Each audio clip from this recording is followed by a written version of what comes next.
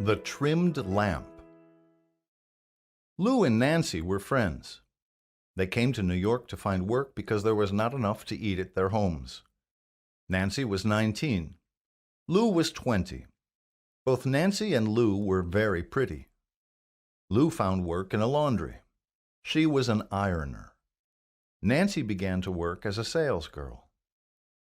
At the end of 6 months of their life in the big city, Lou met a young man named Dan. They soon became good friends.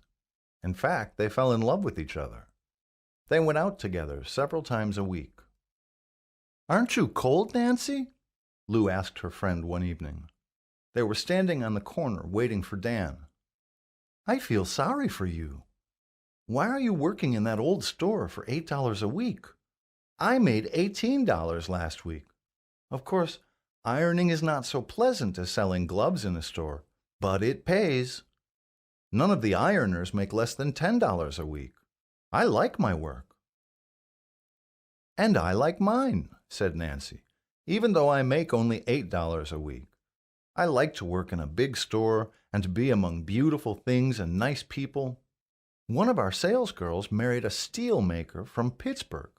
He makes a lot of money. You may be sure I'll catch a millionaire someday. And whom can you marry working in a laundry?" "Why, I met Dan in the laundry," said Lou. "He came in to get his Sunday shirt and collars and saw me. I was ironing. Later he said he had noticed my arms first, how white and round they were. I tell you, some very rich men come to laundries. Of course, if you want to starve and put on airs, do as you like." Just then, Dan came. He was an electrician, making $30 a week. It was clear he was in love with Lou. He looked at her with the sad eyes of Romeo. "Nancy, I want to introduce you to my friend, Mr. Owens. Dan, shake hands with Miss Danforth," said Lou. "I'm very glad to meet you, Miss Danforth," said Dan.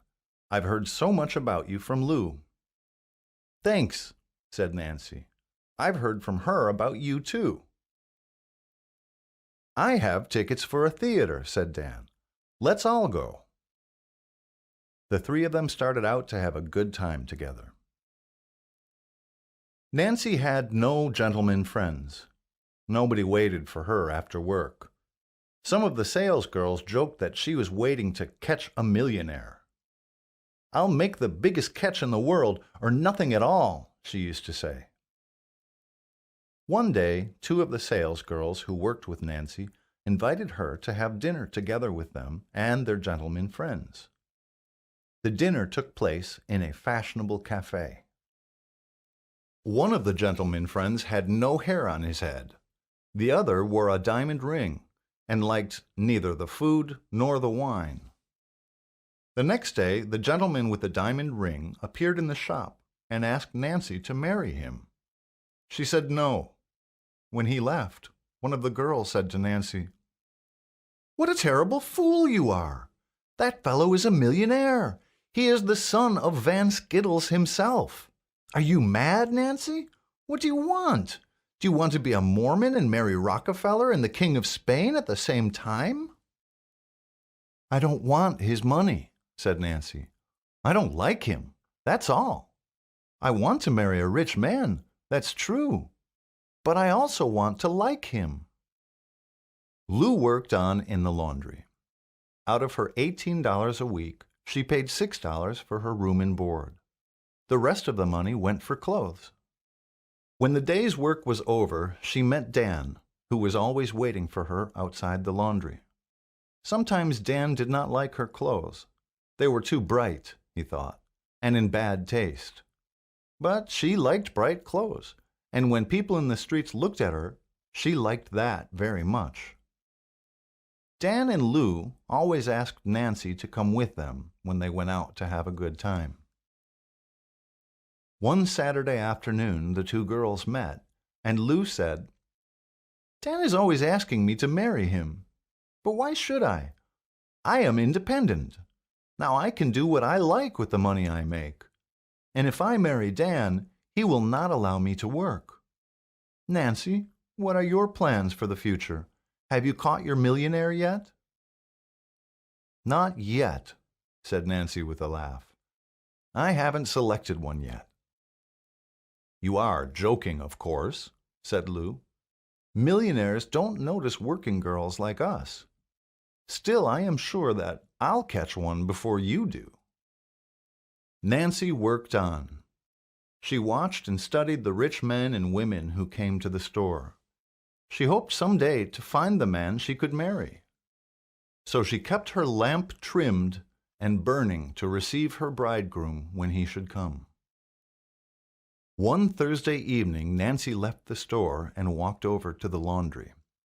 Dan and Lou had invited her to go to a musical comedy with them.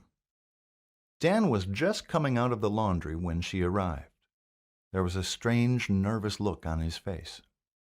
"I hoped to find out something about her. I thought they had heard from her," he said. "Heard from whom? What are you talking about?" said Nancy. "Isn't Lou there?" "I thought you knew everything," said Dan. "She hasn't been here or at the house where she lived since Monday. She took all her things from there. She told one of the girls in the laundry that she was going to Europe." "Has anybody seen her anywhere?" asked Nancy. Dan looked at her. His gray eyes were like steel. "They told me in the laundry," he said, "that they saw her yesterday in an automobile with one of those millionaires that you and Lou were always talking about." For the first time in her life, Nancy did not know what to say. Then she laid her hand on Dan's arm and said, "You have no right to say such a thing to me, Dan. Do you think that she has done it because of my jokes about millionaires? I am sorry for you, but I have nothing to do with it." "I'm sorry I said it," answered Dan. "Don't be angry with me." "I have tickets for a show tonight," he said a moment later. "If you—" Nancy saw how miserable he was, and she felt sorry for him. "I'll come with you, Dan," she said. 3 months passed before Nancy saw Lou again. One evening she was hurrying home from the store. Suddenly somebody called her name. She turned around and saw Lou, who caught her in her arms. Nancy noticed at once that Lou had become rich. She was very well dressed and had diamond rings on her fingers. "You little fool!" cried Lou. "I see you are still working in that store. I see you haven't caught a millionaire yet." And then Lou looked and saw that Nancy had something better than money, something that shone brighter than stars in her eyes, something that was redder than a rose in her cheeks: happiness. "Yes, I'm still in the store," said Nancy, "but I am going to leave it next week. I've made my catch, the best catch in the world. I'm going to be married to Dan. To Dan! He's my Dan now." A policeman, going around the corner of the park, saw 2 young women. One of them, with diamond rings on her fingers, was crying like a child. The other, a simply dressed working girl, was trying to console her. The policeman passed on. He knew he could not help the one who was crying.